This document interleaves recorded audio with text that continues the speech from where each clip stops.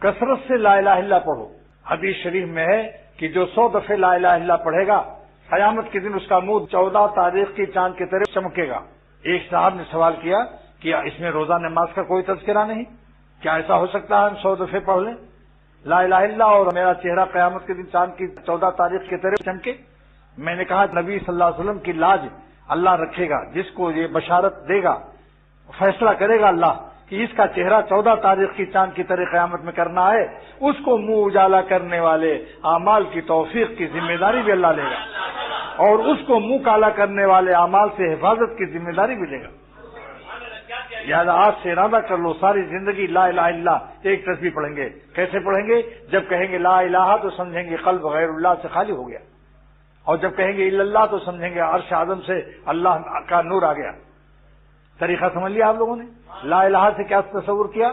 یہ سب دل غیر اللہ سے پاک ہو گیا. اور ذرا سا داہنی طرف جھک جاؤ لا الہ اور الا اللہ ادھر کرو، مگر گردن زیادہ مت جھٹکو. معمولی سا جھوم جاؤ، گردن یوں کرنے سے پھر گردن کی رگیں سوج جاتی ہیں اور دماغ خراب ہو جاتا ہے. تھوڑا سا جھوم جاؤ داہنی طرف بائیں طرف، بس یوں کرتے رہو. میرا چہرہ دیکھ لو، میرا جھومنا. اور جن لوگوں نے لا الہ یوں کیا الا اللہ کیا ان کو میں نے پاگل پایا اور گردن دکھایا انہوں کہ میری گردن بھی سوجی ہوئی ہے. اور اگر یاد ہو تو 3 شعر بھی پڑھ دیا کرو حالت ذکر میں. دل میرا ہو جائے ایک میدان ہو، پڑھو بھائی. دل میرا ہو جائے ایک میدان ہو،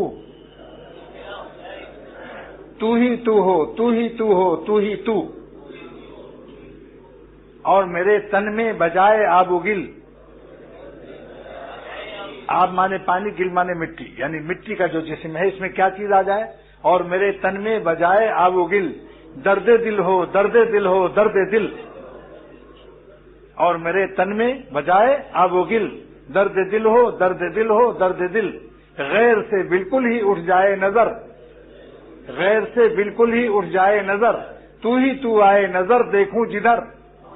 یہ تینوں شعر خواجہ صاحب پڑھتے تھے اپنے ذکر میں.